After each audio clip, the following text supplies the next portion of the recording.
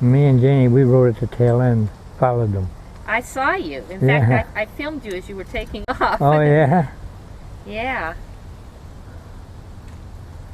Yeah, I got back Comanche 1, 2 with just a little bit of dripping water on her. But Janie's horse was soaking wet and foam coming off it. I said, wow, Janie, you're going to have a job cleaning your horse up. I just got to brush mine a little bit. Well, you saw that picture of yourself at Comanche's grave, didn't you? Yeah. Good picture. That's a good picture, yeah. Nice picture. I'm rolling. Oh, you are? Oh. All right. Well, here we are. This is Fort Ord, California. And this is, I'm Margaret Davis. And this is Sergeant Allan Macdonald, retired U.S. Cavalry. He's one of the last surviving cavalrymen, mounted cavalry. One of the few left. Yeah. Joined in 1936. Right. Mr. Macdonald, will you start with how you came to join the cavalry and kind of Well, I was 17 years old, and I wasn't doing too good in school. I wasn't my grades, so the teacher told me, you're going to have to come back next year the same grade. I got home, I said, no, I'm not going back to school. So I went down to Newark, New Jersey, the recruiting office there. I seen the sergeant. I said, I want to enlist in the Army. He said, how old are you? I said, 17. That's all right. So he signed me up. He said, so they sent me down to Fort Dix. This from Newark, New Jersey down to Fort Dix. I got in there, I told them, I'll join the Horse Cavalry. Said, okay. So they give me my shots and check my eyes and my teeth and everything. And they let you have a choice? Yeah, give me my uniform. And then they sent me down to Fort Knox, Kentucky. And I reported in there, and the sergeant said, well, you're a new man, eh? I said, yeah, what are the horses? He pointed at a light tank, World War I light tank. And I said, that don't look like a horse to me, it looks like a tank. He said, that's what it is. I said, where's the horses? He said, we don't have no horses here. I said, I enlisted for the Horse Cavalry. Well, just a minute, let's go in the orderly room. So we went in the orderly room, seen the first sergeant, and he took me in to see the captain. The captain told him what I said. Well, hell, ship me to Fort Riley. So they cut orders and they sent me to Fort Riley, Kansas. But I thought that if you're in the Army and they find out what you really want to do, that's exactly what you don't get to do. Well, yeah, sometimes you don't get it, but I got it when I went in. Anyway, I wound up at Fort Riley, Kansas with B Troop of the 2nd Cavalry, color troop. And they gave me my recruit to 8 weeks of basic training, riding the horse bareback and riding with a saddle, different turns and everything. They gave me commands to go by. Did you know how to ride a horse before you joined the yeah, Army? because I used to ride my grandfather's horse to school every morning. Oh. Because he had a horse and he rode it sometimes, and he had it tied outside the house, and I rode to school every day and tied up. There were several other kids that had their horses there too. Well, did most of the guys that you were training with request the cavalry, or did some of them just end up in the horse cavalry? Oh no, some of them ended up in the cavalry, some went to infantry, some went to artillery. But anyway, I wound up in the cavalry. So I finished my 8 weeks of basic with the B Troop of the 2nd, and they sent me down to Fort Bliss, Texas. And I reported into division headquarters at Fort Bliss, and the sergeant there said, well, I'm going to put you down in Colonel Miller's section. Well, I said, what? He said, Colonel Miller, you'll be a dog robber. I said, what's that? Colonel Orderly. A door grabber? A dog robber. Door robber. Dog robber. Dog robber. It's a Colonel Orderly. I said, oh, okay. So I went down, and he was the post chaplain, Colonel Post Chaplain. I reported down at the chapel, and the guy said, can I help you? I said, I got to see the colonel. I'm going to be his orderly. He said, oh, just a minute. So he got in touch with the colonel. Colonel came out, he said, hey, you going to be my orderly? I said, yes, sir. He said, well, I'm glad to have you. I've been waiting for one for a couple of weeks. I said, oh, well, I'm the one supposed to be. He said, oh, okay, Colonel Miller is down at the Post Chapel. So you go down there and see him, and he'll tell you what he wants you to do. So I went down to the Post Chapel, and I reported to him. And he said, well, I want you to exercise my horse every morning for about 3 hours out in the desert. That was out of El Paso, Texas. It's all desert out back there. And he said, in the afternoon, you go over to my quarters and you help my wife, whatever chores she wants me to do, she want me to do. So I said, all right. So I reported to the stable, and the sergeant there said, whose horse you got? I said, Colonel Miller's. He said, okay, come on here, I'll show you what to do. I said, I know what to do. You groom him, you clean him, you give him his feed, give him his water, clean up his manure, put his bedding down. I said, hell, I know all that. He said, well, okay. I said, you already talked to the colonel? I said, yes. So that was my job. So in the morning I would take the horse out and ride it 3 hours out in the desert. Different exercise around, right around, left about, trot, walk, canter, charge. And so when you did that, were you practicing the things that a cavalry horse Right, is specifically trained to do? that's what they're supposed to do. So in case you get out in the field and you get the word, the bugle blow to charge, that means you hurry up and go. No, I saw a picture of horses in about 1936 or 7. It was a little video on YouTube, and cavalry horses that were trained to just lie down. Oh, while yeah, the you rider was lie mounted. behind them and fire your rifle over their shoulder. So did you do did that with your yeah, horse? you do that too. You just take the reins and tip them right over, and they go right over on the side. What about gas masks? Did you put it on We the had horse? gas masks on the horse, and we had gas masks on for ourselves. How did we- the horses like that? They didn't mind it, because you went through a smoke. They didn't throw no poison gas, but they had more or less like smoke screen. And whenever you got a smoke screen, you put the gas mask on. First you put the horses on, then you put yours on. You ride through it, come out the other side, you take them off. Well, what other kind of special cavalry things did they have to learn, the horses? Equitation, jumping, Jumping. all of the walk, the trot, the canter, the gallop, the charge, different steps that you get them into. Was it difficult getting them to be okay when you were firing? Oh, yeah, guns on top of the horses? Yeah, you got them trained by that. But most of the horses down at Fort Bliss were already trained for gunfire, so if you got a new horse that was already there, he's already heard the gunfiring out on the field. How did they train the horses not to be sensitive to gunfire and explosions? Just pet them and give them a little snack or something. They just And exposed to them it. to these things Yeah. and gentled them when they got Smoke, upset? smoke screen. Did you ever come in contact with any misbehaving horses? Sometimes you did. I never did, but some guys did. Some guys get on them and get bucked off. Hey, they didn't hurt them, but they got up off the ground and they said, "God damn you!" and they kicked the horse in the butt. Well, I was told that the field artillery horses that were here in 1940 were kind of mean, unruly horses sometimes. Oh, yeah. Were the field artillery horses kind of more badly trained than the cavalry horses? Yeah, because I don't believe they give them as much training as they did in the cavalry. Uh-huh. Because we had the 82nd Horse-Drawn Field Artillery at Fort Bliss. Matter of fact, they're in that picture that I donated to the VFW, and the Veterans VFW got one, and the Veterans Clinic at Fort Ord got one. They got them hanging up on the wall there, the whole division. The 5th Cab, the 7th Cab, the 8th and the 12th, 82nd Field Artillery Horse-Drawn, the mounted band. Yeah, the band, the horses get used to that music too. I bet they like it. Yeah. Well, so you noticed a big difference between the quality of the horses in the field artillery versus the cavalry? Well, they were more muscular, bigger, Ah. looked fatter too. Uh-huh. They were heavy drawn because they pulled that darn artillery piece. Did you ever do maneuvers where the cavalry and the field artillery worked together?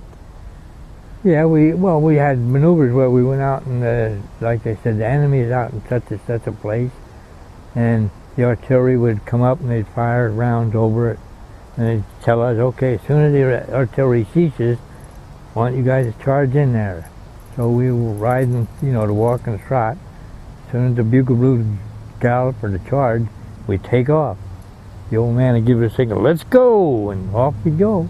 So And then- was it just like in the movies where you see Yeah. a big line of horses Yeah. all rah? And then what do you do when you get there? If it's an exercise and there really Well, isn't we a bad just guy? slow down to a slow trot and walk, and we'd get them down to walk, and we'd come back, get in formation, and we follow troop. If it was okay, a real war, what would your weapons be? you had an M1 rifle. Well, we had a Bolt Springfield 03 rifle when I first went in. You had to open a bolt and it had 5 rounds in it. Then they turned that one in, they give it an M1 Garand rifle. That had 8 rounds in it. That was automatic. You just pull it and pull it, you didn't have to touch it. But if you get a bullet stuck in there, you have to pull the bolt back to get it open again. Did you have a saber? We had them up until 1938 when they took them away from us. Huh. They turned them in, all sabers turned in. We used to practice saber drill. You'd run out and charge, and they had the little dummies on the post. You'd cut them or you'd slash at them as you went by.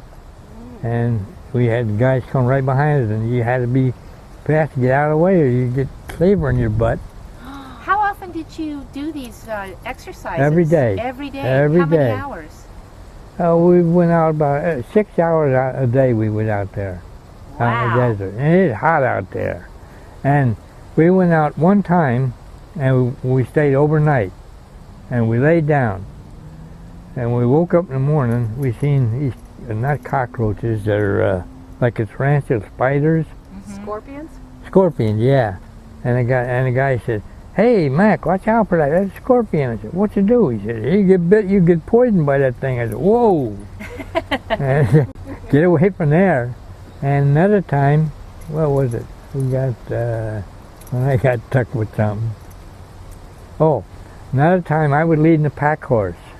You know, they had the machine gun and the 2 boxes of ammunition on the saddle. Okay, and I'm leading him, and I had charge. And we come up, there's a sand dune in front of me, and it's got cactus on both sides sticking out. Well, I said, this horse wanted to go this way, and mine wanted to go around this way. Oh no. So I said, the heck with this. I let him go, the pack horse. I let him go, and I went around. And just as I got on the other side of the embankment or the brush, the lieutenant come up and he says, "Mac, hold up, pull over." I said, "Okay." He said, "Why did you let that horse go for?" Because the horse took off and turned the saddle around and a box of ammo fell off it. The machine gun fell off in the sand. And the horse took off and went back to the barn. And I said, "Well, sir, there was a big cactus bush there and I didn't want to go in that cactus. So I let him go because he wanted to go one way and my horse wanted to go this way. And I'm holding on this one like this, so I let the pack horse go." He said, "Well, I'll tell you what, I want you to dismount." This was still out about 2 miles from the post. So I dismounted. He said, "Take your saddle off." So I took the saddle off my horse. He said, "Now carry your saddle and lead your horse back to the barn." It's 2 miles. Uh-huh. I said, "What?" "You heard me." Well, I walk, and we walk in that sand out in the desert. That's hard. I was pooped when I got into the stable. The I didn't even saddles go were for heavy, supper. I too. missed my supper, and I said, "I'm going to bed." I was tired. Hey, let me ask you, when you had a overnight bivouac, what did you do with the horses? We tied them on a picket line. So there was a way to, you pounded We stakes put in the ground? we put stakes in the ground, and then we put a rope across it, and we tied them to the rope. And the horses were used to doing that? Yeah, they stay right there. You put some feed down on the ground in front of them, and they stay there and they eat, and they just stand there. And could they, was it long enough they could lie Long down? enough they at could lay night? down if they wanted to, yeah. How do you get out there? Portees or a train or what? No, we had these, I got a picture of one. It's a big semi-trailer truck. And you put 8 or 12 horses on the back of the truck. We didn't get them till about 1939. Then semi-trailers come in. Is that part of the transition where the horse cavalry was becoming mechanized, so you Yeah. had portions of it? Right. So during most of the time that you were in the cavalry, was it cavalry / mechanized? No, it was a horse cavalry. It was a regiment, the 5th Cav Regiment, the 7th Cav Regiment, the 8th Cav Regiment, 12th Cav, was all horses. And there was not too much mechanized. The mechanized was at the end, like when they took the division picture, they had first the band, then the troops, and the mechanized unit was at the tail end. They had 1940 vehicles. Uh-huh. And okay, how I got my uniform and my saddle, McClellan saddle? When we got dismounted, we had to turn them all in. So our troop, we were living in tents. And the retreat was in between the tents on this side and tents on this side. So we went out, they had blankets laid down in a tree. And we laid our uniforms on one blanket and our saddle and bridle and the horse equipment on the other blankets. So I went put mine down at the corner, up at the first part at the corner of the blanket? The blanket.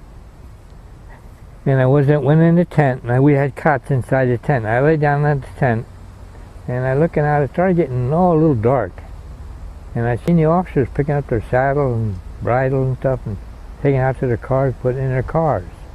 So I asked the sergeant, what are they doing? Taking it home. Oh. So as soon as it got a little darker enough where I could see where my stuff was, I went out and I got my stuff off my uniforms. I went and got my saddle, my bridle, my saddlebags, and my blanket, and I took it back to the tent. I put it under my cot. Then I went down to the post exchange. Well, it wasn't a post exchange then, it was a post canteen, PX. And I got 2 empty Chesterfield carton boxes. I put my saddle, my saddlebags, my saddle blanket, everything in one box, and I put my uniforms all in the other box. And I went down, took them down to Railway Express. I sent them home. Oh, good. So when I got out of the Army, my granddad had them at his house. And you still wear that uniform, Yeah. don't you? Oh, yeah, how I got in the cavalry, they was going to send me down to Fort Knox, Kentucky, to armor, and show me that tank out there. My granddad said, I told my dad, I said, I'm going in the horse cavalry. He was in the Navy in World War I aboard the USS Arizona with his son. He said, you going to the Navy, Allie? My granddad said, hell no, he's going to horse cavalry. Because my granddad was in the cavalry during the Indian Wars. Uh-huh. And that's how I got his uniform from him. Overcoat with the yellow line cape. And anyway, he said, yep, you're going to the cavalry. So my dad took me down the next day and signed for me to get in. I got in the Army. And that's when I went down to Fort Dix. And Did you participate in any real long marches when you were... oh yeah, we went long marches. Where did you go? Well, when we was rode trail along the Mexican border from Fort Bliss down to Fort Clark. That's about 100 miles, Uh-huh. maybe a little further. But we patrolled along the Mexican border, went up over the mountains and down canyons and all along the border. And sometimes when we get up over the mountain, you could look down and you'd see the river down below there. Uh-huh. We see a lot of Mexicans coming across. So we fire a few blank rounds out of our pistol up in the air. You see boxes and cartons and suitcases floating down the river, and the Mexicans went back in the other side. Don't want to deal We with chased that. them back. But we had one section, our troop, and each troop, A troop, B troop, C troop, dog troop, up to H troop, all had horses, and we all had a certain section we had to cover along the border. And the whole Mexican border from California down to Arizona was all covered by horse cavalry. Wow. We kept a lot of Mexicans out. So that was part of your Training. keeping ready and training. Yeah. In time That was of part of peace. our duties, it was Yeah. guarding the Mexican border. Hmm. But How did you end up a stable sergeant for Macarthur in 1949? oh, well, okay, when we were dismounted in 45, you know, when the war, we went overseas into World War II. And they made us infantry, it took our horses away. And we went down to basic training, and now what was I going to say? Well, I'm in the infantry then, but we called ourselves dismounted troopers. But went to World War II, and then come back, I went to GHQ, D Company, Staff Battalion, and I reported in there, because General Chase was our division commander, 1st Cavalry, And this was where? In Japan? in Japan. And it was in California when I went over to Japan. And in Japan, General Chase was your... Yeah. Okay. Anyway, he had a building down there by Tokyo where his headquarters was. What's the name of that building? I forgot it. I forgot a lot of things because I'm 87 and a half years old. Anyway. You remember a lot of things. Yeah, anyway, what was I saying now? I forgot. Well, that you found yourself over there with General Chase. Oh, right. And I was at division headquarters. And General Chase called me in. He was our commanding general.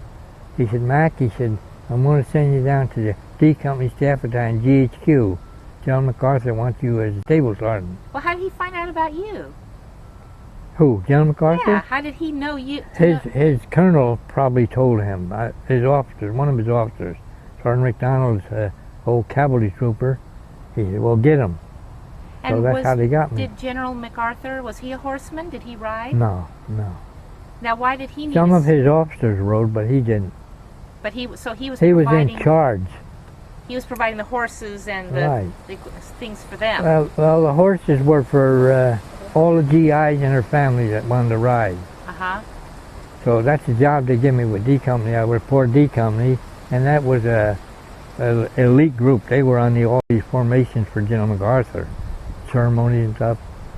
And they told me I was going to be stable sergeant. I had 36 horses up at Setagaya Racetrack, which was Japanese. So I went up there, I saw the stable, and I had a roster there for everybody that come down and want to go riding. They signed the roster. Then I would take them out into the corral, or like the arena here, and I would have them ride around. I'd watch each one of them as they went by. If they could handle a horse, I would let them go out on trail. Because in Japan, the trails go all wooded, a lot of wooded away from the homes. Anyway, this one black guy brought his horse in one day, soaking wet. I mean, it was really soaked like it was in a swimming pool. So I said, what the devil did you do to this horse? He said, I rode him. I said, you tried to kill the horse. Now you're going to walk him for 1 hour till you dry him off, right here in the arena. People that know how to ride, you can go out on trail. So some people would take their wives and go out riding, and they come back and the horses were dry. I let them, next time they come, I let them ride again. So it was basically Army recreation. Yeah, it was Army recreation, right. The officers, it was officers and enlisted could go riding with their families. Did some of the officers own private horses? No, not then. They were all cavalry horses. Anyway, these were all race horses. They from the Setagaya racetrack were race horses. Anyway, I had that colored guy walk his horse for an hour, and they brought it in. I said, now, this is the last time you rode a horse at this stable. As long as I'm here, I don't want to see you here no more. I don't want, because you tried to kill that darn horse. So he said, hey, heck with you. So he left. I never did see him again. But most of the people did what I told them. I had pictures. I got albums. My daughter got them, I think, because I had 4 albums I filled with pictures of when I was in the Army, and they all got them. When they, basically the cavalry became mechanized, right. What did they do with all the old remount horses? Well, I made 4 trips over to Istanbul, Turkey, with 450 head of horses or mules on each shipment out of New Orleans. We took them from Port Bliss down to New Orleans, and they put them on a boat, and we went over to Istanbul, Turkey. I made 3 trips to Istanbul, 1 to Ankara. And they had Turkish soldiers down on the dock, and they'd take the horse out down below in a ship, in a boxcar, put them on the dock, take the horse out, and they'd turn them over to the Turkish soldiers, and they led them away. That was 1937 on that Lend-Lease program, before World War II. They gave them about 3,000 head of horses and 2,000 head of mules. Lend-Lease, they give them to the Turks. Wow, a lot of good horses too. Beautiful horses. What kind of horses? Arabs? Morgan, thoroughbred. I think that's the only breed they had. It was thoroughbreds and Morgans. Did the Arabians. Turks take good care of the horses and respect them? Oh, like yeah. you had? Hey, they had a couple jump in the river right after they took them out of the ship, and you see these Turkish soldiers out there swimming after them. I took a picture. I had a picture of that. It's in one of my photo albums. My daughter got it. But they took good care of the horses. And when we unloaded them off of the ship, that's when the Turkish soldiers would come aboard. Not Turkish soldiers, but the Turk stevedores or whatever were in work on the dock would come aboard and clean up all the manure, pick it all up, put it in bags, and haul it out of the ship and dump it on a ship outside there take it out over the ocean to get rid of it, throw it out in the ocean. But what was I gonna say? I forgot. So in those days, how common was it for horses to be on forts? I mean, you first were sent to a fort that didn't have any horses practically, right? So, I mean, was it mostly horses? Oh yeah. So it was mostly horses, but they had some tanks and they had some trucks. They had some equestrian stables off of Fort Bliss where they got horses come in there and they were green broke. And they had trainers there, GIs that trained them before they turned them over to the trooper, the cavalry, or the regiments. Each troop would get so many new horses. Sometimes you get one that wasn't fully trained and he'd buck or kick or bite you. Oh yeah.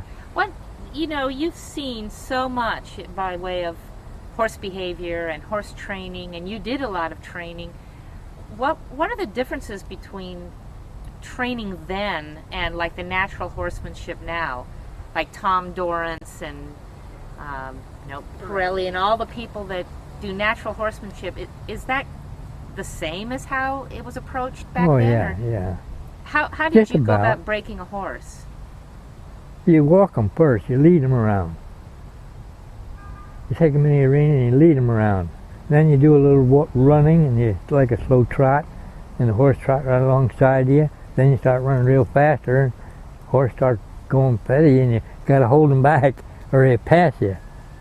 Well, we did that, and then we'd put the saddle on them, put the blanket on and put the saddle on and tie it up and walk around with that on it before we mounted on them.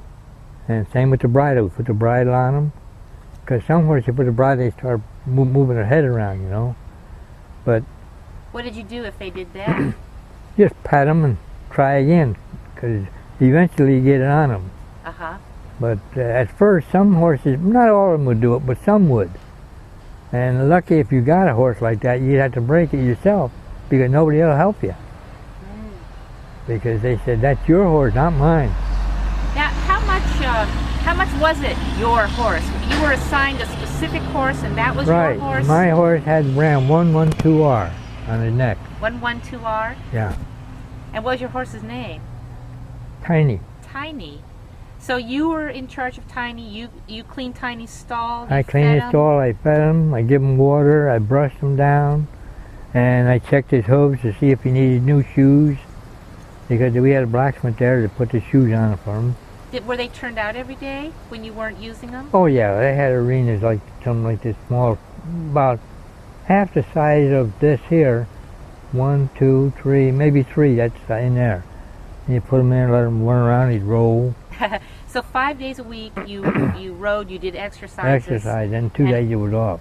And Saturday and Sunday. On the weekends, did you ever do trail rides? You'd go out on a trailer, go ride yourself if you wanted to. You just tell them, I'd like to go for a ride. Oh, get your horse. Get my horse and go for a ride. And if you didn't like to ride your horse all that much, what else entertainment was there around there? Is this Fort Bliss?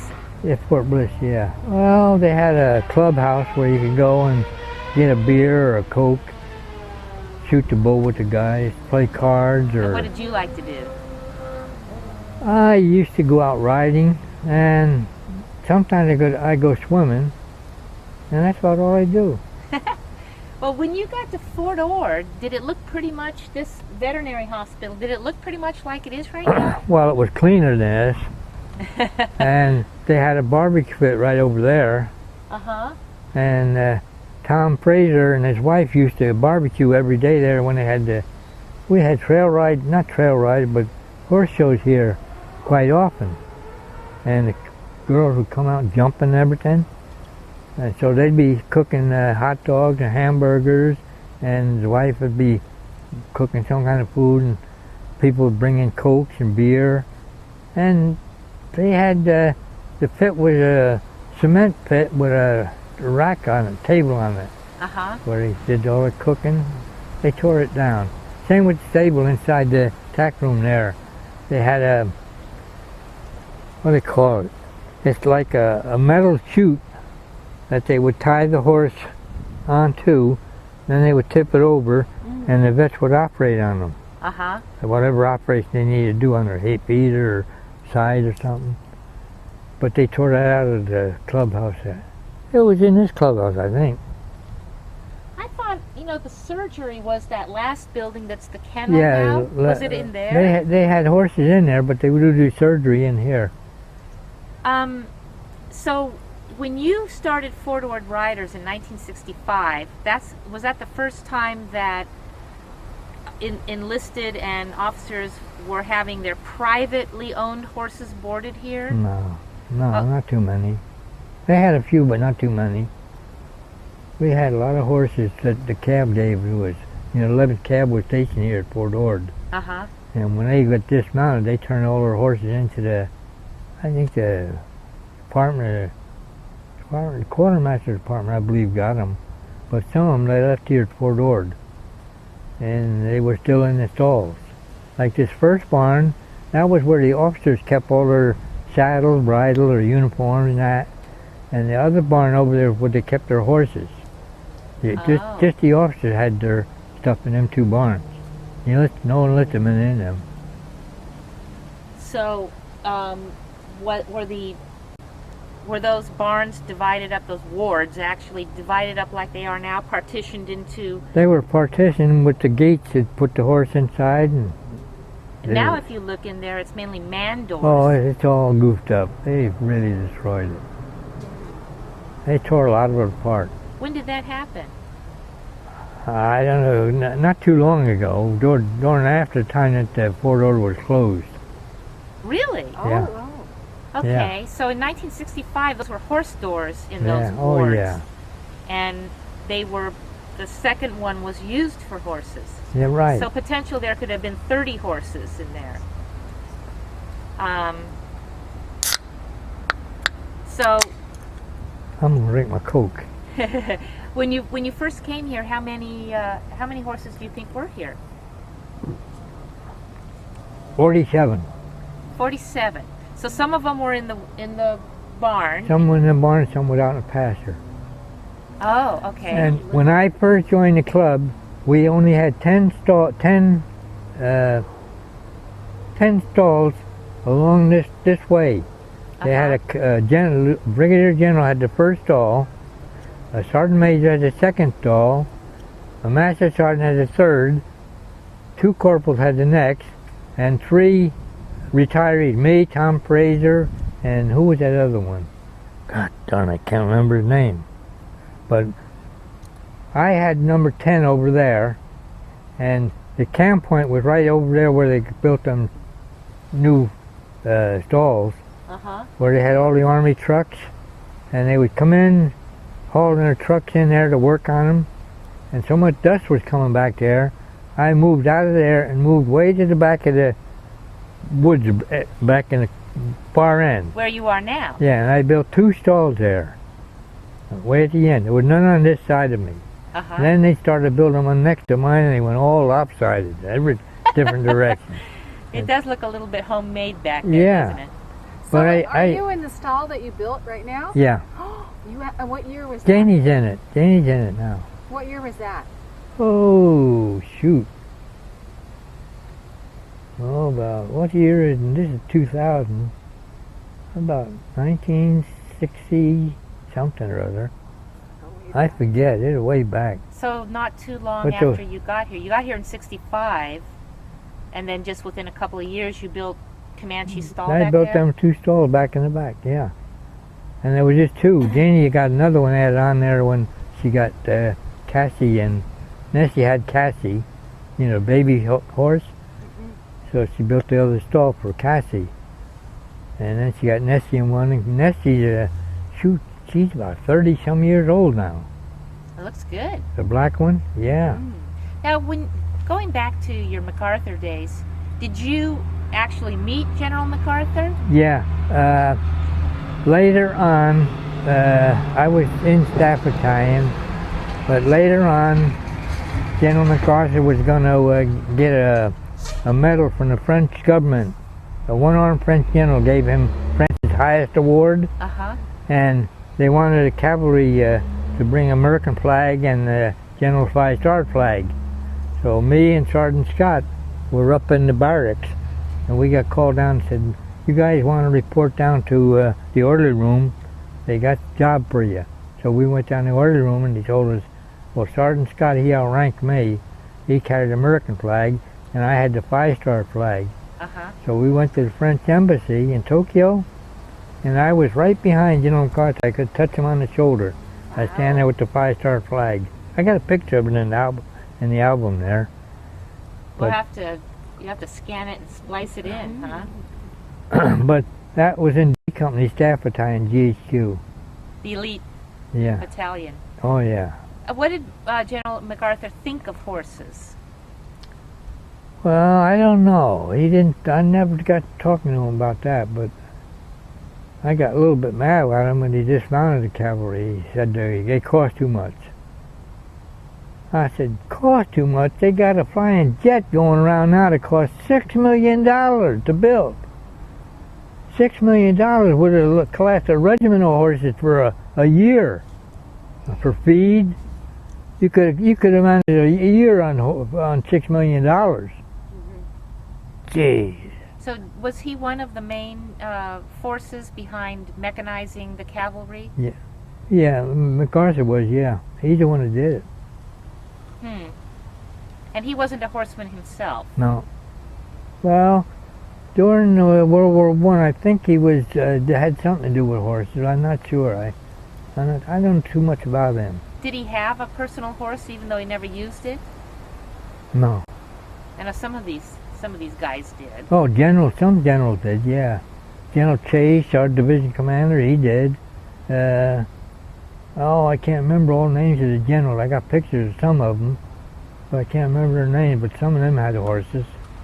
Because whenever they had a division parade or a division review, like we made, I think five parades on the Emperor's Palace grounds in Tokyo, and they had the 1st Cavalry Division and the 7th Infantry Division, and we paraded.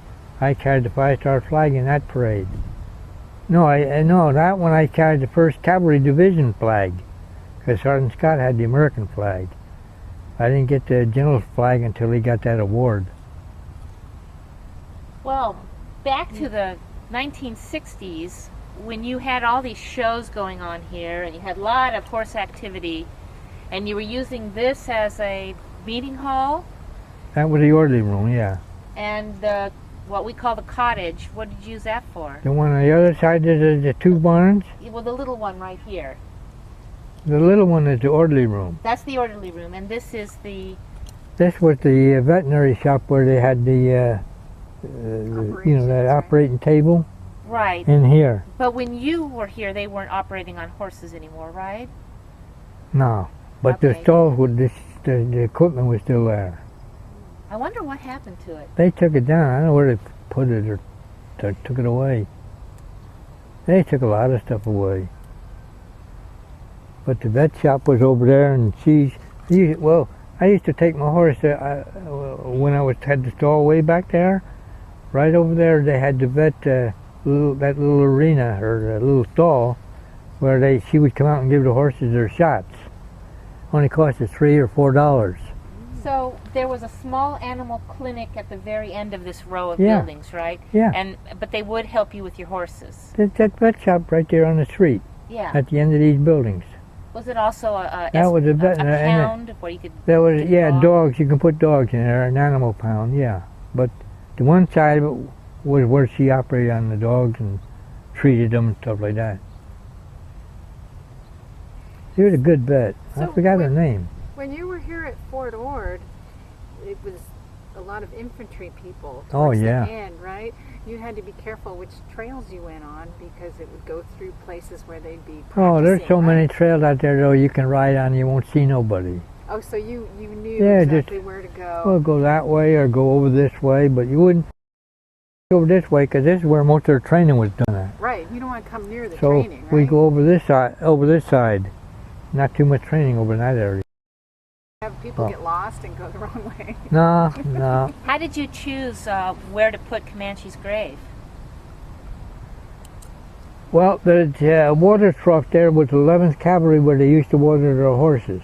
And out that field over there was where they had their picket line for their horses, and they had tents up at this end where the troops were. So when they left, I said, and I got my horse. I said, she died, I'm going to have her buried out there. So I went down to see the general or post commander. He said, by all means, she served here longer than most GIs. I said, yeah, she's been there about 30 years. So got buried there. That's a lovely spot. And one black guy was on the backhoe, had the hole dug about 10 foot deep. He said, how deep you want to go? So I said, hey, that's plenty deep. So I put the hoe on the back of her back and shoved her down in the hole. I said, wait a minute, don't cover up. And I got that, jumped in the hole, and I had a blue saddle blanket with a yellow stripe and 2 sevens on it, brass sevens. I laid it over her back. I said, now cover her over. So he covered her over. And then I built that framework around it, and it started falling apart. Then some guy, one GI, said, hey, your fence is falling down. I said, if you want, I'll fix it for you. Be my guest. So he fixed it for me. And now the, what is that organization Beta. here? Huh? Doesn't Beta help you with that? Some guy, he's helping take care of it. Now, Comanche, wasn't she a Mustang? Yeah, both of them wild Mustangs. I got them down in Southern California at the Warhorse Ranch. The first one I got, I said, I want that horse. She said, okay. I let her out and put her on my horse trailer. I brought her out here and put her away. And when she died, I went down to that same place down in Southern California again. And I told them, and I drove up there in the morning at about 5 o'clock. And they had a fence, the gate closed. So I parked. So I waited. 8 o'clock they opened up. The girl come and opened the gate. Hey, good morning. She said, oh, you're early today. I said, well, I'm here for a good horse. You got any white ones? She said, I think we got 1 or 2 out there. I said, well, you get to take your pick because you're first. I said, thank you. But this car, while I was sitting there, this old man drove up in a pickup truck behind me with a young son in that car, and he came up and said, you gonna get a horse? I said, that's what I'm here for. He said, well, I'm gonna get one for my boy. I said, oh, good. So they opened the gate. I went in the office. I told the girl, I want to sign for a horse. She said, okay, go out and take your pick. So I went out and I looked. I seen that white one running around. I told the guy, I want that white one. So he went out and roped it, brought over, put it on my trailer. And the guy said, did you get a horse? I said, yep. I said, which one did you get? I said, got the white one. God darn, he said, I want that horse for my son. I said, well, you was too late getting there because he got there about, they opened at 8. He got there about 7:30. Or the early bird gets the worm. That's right. I said, well, I got here at 5 o'clock and I got the first horse. He said, God darn. But she was green broke, and I broke her the rest of the way, and she's good. I used to take her out on trail and ride and gallop. But I can't gallop to no more. I'm too old. My butt hurts. No, I can still ride. I can still handle them. But like well, that's apparent. Yeah, me and Janie went out. Yeah, we ride together. She asked me if I want to go yesterday. I said, no, I don't feel like going today, Janie. I didn't feel good yesterday. So maybe next week or next sunny day we'll go out. Don't want it too sunny, because when it's real sunny, that's when her horse is soaking wet. When it's a little cloudy, it's cooler, no problem. Well, this is ideal weather for horses. No, that's good today. So what do you hope for the future of this equestrian park? I just hope it stays here. I wrote a letter to the general, and I wrote a letter to, I don't know who, all the people I wrote to, and said, keep this darn stable here. The 11th Cavalry, even these stalls here, the barracks, the state, that's all 11th Cav buildings. That's where all their horses were at. I said, don't tear them down, keep them. But I don't know if they're going to keep them or not. And I said, same with the Fort Worth Riding Club, leave it here. Let the people have recreation. You got cars and trucks driving around, let the horses ride around. Well, they got the trail set for the horses. I hope they keep it open. Well, you've seen a lot of different stables and equestrian centers and all that. What's special about this one? Well, it's an old army post.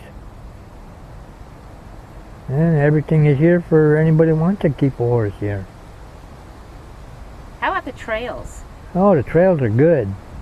We rode out that trail out to, I don't know where we went. Janie and me rode one day. We didn't go out to Comanche Grave, but she knows all them trails out there. I said, Janie, you know, I was stationed here for many years. I used to know all the trails, but I forgot a lot of them. But you know more than me. That's impossible. She leads me right around. She knows all the trails. The other thing that you kind of touched on that I always notice about this place is that from a horse's perspective, it's just ideal. It's not hot. No. There's no flies. It's a good place for a horse. Yeah. So you've lived most of your life with horses. Oh, yeah. Do you think that's obviously important for young people, or just for people to have horses in their lives? Sure. Why? You get enjoyment out of riding, and kids learn how to ride. It's good. They grow up, they ride a horse. Someone buy a horse. Yeah, I wish they would have more kids riding. Important lessons. Yeah, learn. some kids like to ride, but their parents won't let them. You know, won't take them out and let them ride a horse or a pony.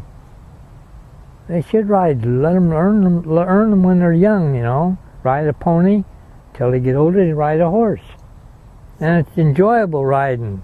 Get out and look around. Nobody bothers you. I like that. Horses have been very important in your life. Oh yeah. Yep, I've been with them since I was a kid. That's why I say kids. It's good for kids to learn them. And at a good age, when they're young, they learn. They know how to ride when they're older. Well, if they don't learn when they're young, they'll never understand what is the appeal of horses. Yeah. And the horse facilities will just sort of vanish.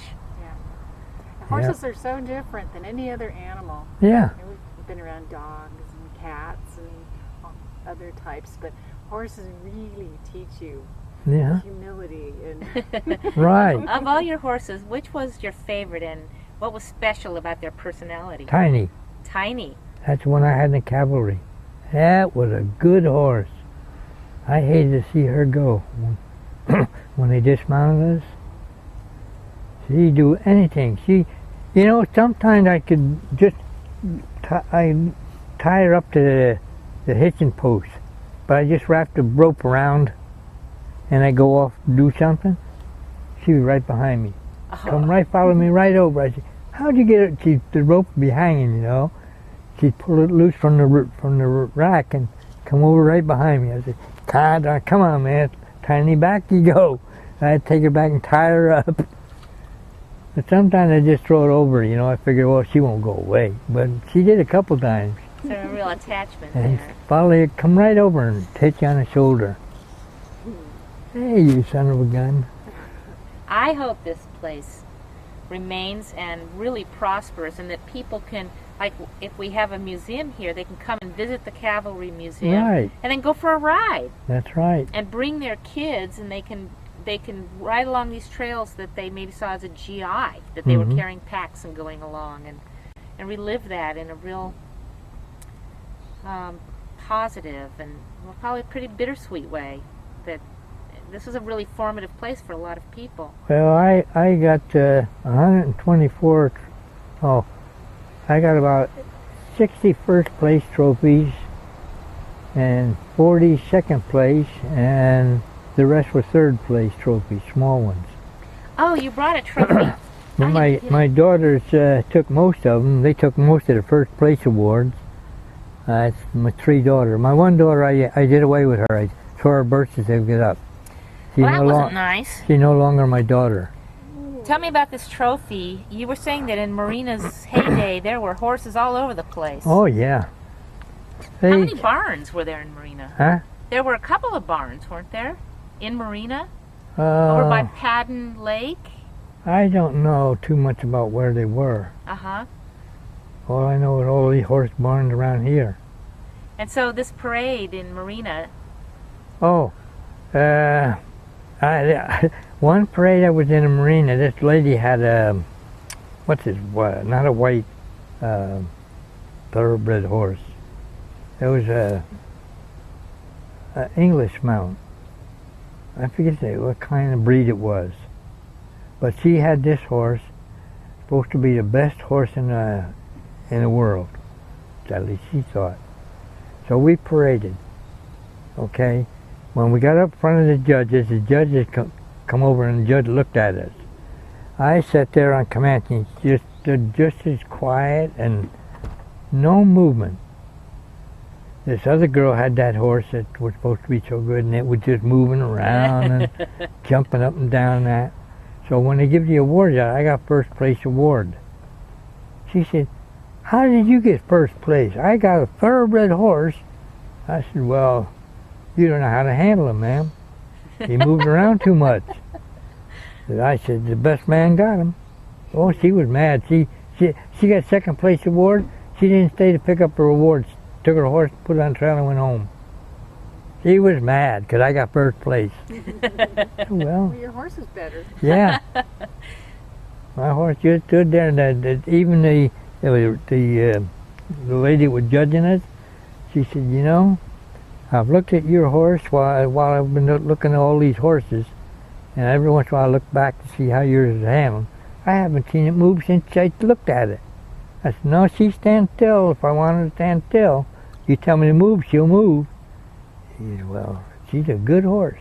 She's a wild Mustang, ma'am." "Well, that's a good horse." How did you all feel about being dismounted? Was that pretty emotional? Oh, yeah. Well, we went overseas as infantry, and we called ourselves dismounted troopers. We wasn't infantry. But it burns me up. They got the cavalry patch on these helicopters. The first cab is still 1st Cav Division. It's mechanized now, and I even drew a picture the other day, or last week or two, a round patch, and I put the top part like this, and then a line down the middle, and I put a helicopter on the top, and I drew a tank on the other side, and I drew an infantryman on the other side, and I sent it to the 1st Cav, and I said, no, I sent one copy to 1st Cav, and I sent one to the President, Obama, or whatever the name is. Said, you should do away with the 1st Cavalry Division patch, because Mrs. Dorsey was Colonel Dorsey's wife, and she designed that patch for the horse cavalry troopers, so that it could be seen a long distance away. Big yellow patch. I said, you should just retire that patch and give them this patch, because they're mechanized now. They still got a horse detachment there, but it's okay. Just don't call them 1st Cavalry Division, call them 1st Cavalry Detachment. Because it's false pretense. Yeah, right. They're not a division, and they're not horse cavalry. They're mechanized, so they should be a mechanized patch. Well, I think the guys must have been really depressed when they had their horses taken away. We were. Did you have Teeny taken away? Huh? Or Tiny? Yeah. Tiny taken away? Oh yeah, they took. Where'd she go? I don't know. Somebody got her. Somebody bought her. Because they put them up for sale. They took them up for auction. And then some of them they sent off to the Turkish army. And some other units got them. People that wanted them got them. And they only paid $20, $25 for them. It's been devastating. Yeah. And so you had to get shipped out to another fort, probably, and get another horse. Oh, still boy. Hard. But I enjoyed my Army life. I put 30 years in the Army and 24 years here at Fort Ord. Civil service, worked for the government. I drove a deuce and a half, a truck, and I drove a 40-car line van. And the van, I would pick up all the office supplies for the electronics shop, the maintenance shop, the major shop, the automotive shop, Fritzie Army Airfield. And the big truck, I would haul rotor blade, tail assembly out to Fritzie Army Airfield. One day I got stopped in MARINA down at the corner of Reservation Road and the main road there. And the cop come up, he says, where are you going with that tail assembly? I said, out to Fritzie Field. Well, you can't drive through MARINA with that tail on there. I said, but I'm only about, how many 100 yards away from the main gate going into Fritzie. He said, no, you can't do it. You got to turn around and go back to Fort Ord, the main gate, and go through Fort Ord. I said, hey, I'm almost there. I got to go all the way back down there. He made me go. So, but then after that, I still had to haul rotor blade and tail assembly. I looked, and whenever I didn't see the cop, He come down the main road and hurried up. He didn't Good catch for me. you. He didn't catch me no more. And I hauled drums of oil for the battery shop or the automotive shops. I hauled batteries to the George Dutton. He took care of all the batteries for all the vehicles. My truck, I had a 72 Ford pickup truck. Every time my battery went dead, I said, George, I need a new battery. No problem, Mac. He gave me a battery. Well, what you needed was a horse. Yeah, but I So said, when you were here doing that, you still had your horses too. yeah. Here. Oh, yeah. Well, is there anything else you want to tell us? I think that's about it. Yeah, maybe we'll catch it on the next time. Yeah, okay. Thank you so much. Thank you, Mr. McDonald. Yeah, I got my life history in that book. I got from World War II up to, well, the last picture is 2000, just last week when they took that picture of me. Sounds like a good life. That's in there somewhere. Yeah, a good life in the cab. That's in there somewhere. So you never saw any battle though, right? Huh? We didn't really use horses in battle. No. Well, Since the you last started. cavalry charge was in the Philippines in 1941, Yeah, that was the 26th Cavalry. I think. What? And in But fact, they did use horses for carrying things into remote areas though, right? Yeah, and that would be the quartermaster corps. right. Oh, I had that picture in here somewhere. That was in the Amity Island. The one of you at Comanche's grave? Yeah, No question. 1 star. You got along better with mares? Yeah, you do. Oh. Okay. This was on the ship. Oh, this we had to dump all the hay off the ship on the way back from New Orleans or Uh-huh. from Turkey, because when we come in New Orleans, they couldn't bring no manure or no hay Oh, yeah. into the States. So they dumped it overboard. Here's a Turk soldier down there waiting for the horses. And there they are unloading. They're Turk soldiers. Well, that must have been hard to give up their horses. 'Cause they did cool stuff on the horses. Yeah, old Bill. Pursuit of honor. Oh, yeah? Would it be called I Pursuit never of saw Honor? that one. Well, that they claimed it was a true story that Macarthur shot about 500, ordered shot about 500 remount horses instead of just selling them and all that. Oh, But I didn't know that. the first Cav guys say that is totally not true. No, I never heard of that. Maybe Well, it isn't, yeah. If it had been true, I would think that you as staff sergeant would have known about it because it's supposed to have happened in 1935. No. Oh, this is the old sergeant that took care of the Fort Reno, Oklahoma. Old Pop Canoson.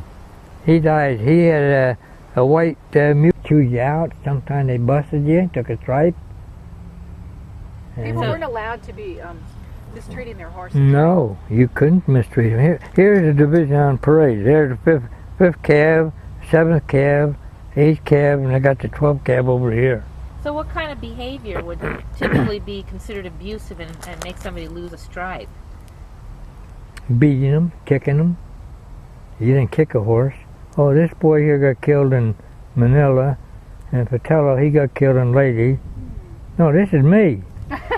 Yeah, you did. This guy got killed in Manila, this guy in Lady. That's you? But, yeah, the mosquitoes are so bad, You and, had a tan. and this is the Admiralty Islands, and it's so hot.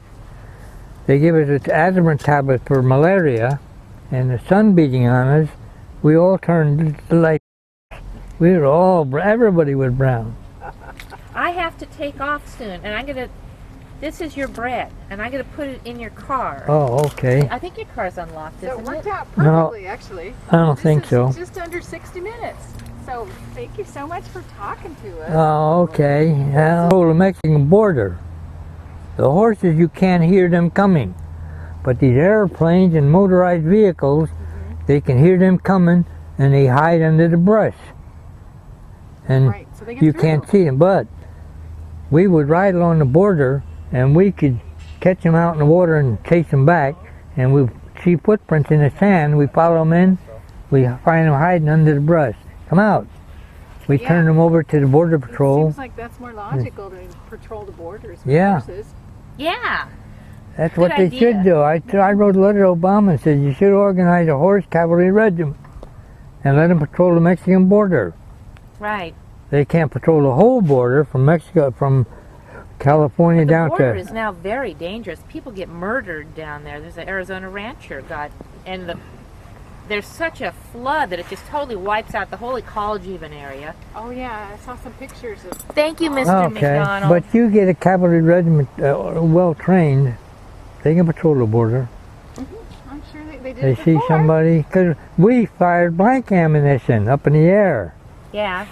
and chased them back over to Mexico, and the ones we caught under the brush, we took them to the gate and turned them over to the authorities, and they shut them back over the other side. Before we quit, can we get a picture of you with Mr. McDonald on film? Because people are always curious about who's this other voice. Who is the other voice? Who's the other voice? Mystery voice. Well, let me get in there. I only have like about a minute. Yeah. Okay. Okay, Oh, sorry. Oh. I'm so sorry. that's all right. Thanks for coming and seeing Oh, us you're down welcome. here at the Equestrian Center. I'm so glad that you're here. I'm Vienna Merritt-Moore, and I was behind the camera. Uh-huh. And I'm really happy that we got to meet and talk with you today. I'm glad Thanks you for taking the you time. talked to me. Thanks. I appreciate it. Vienna, talk some more because it wasn't on you. Oh, it wasn't on me. Oh, I'm okay. Vienna Merritt-Moore, and I board some horses here at the Equestrian Center. And Sergeant Allan Macdonald came and Right. talked to us today, and we appreciate that so much. Okay. And we appreciate having him here at the stables I appreciate so very, being very here. much, and we appreciate being here. I'm Yes, The glad. MARINA I'm glad that I Equestrian got to Center. tell some people something about the old cavalry.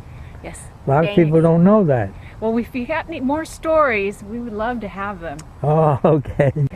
I'll think up a few more. Think of Remember a few some. more, yeah. Thank you. Okay. Oh, I love the stories. They're really All great. right. Oh, I was going to say,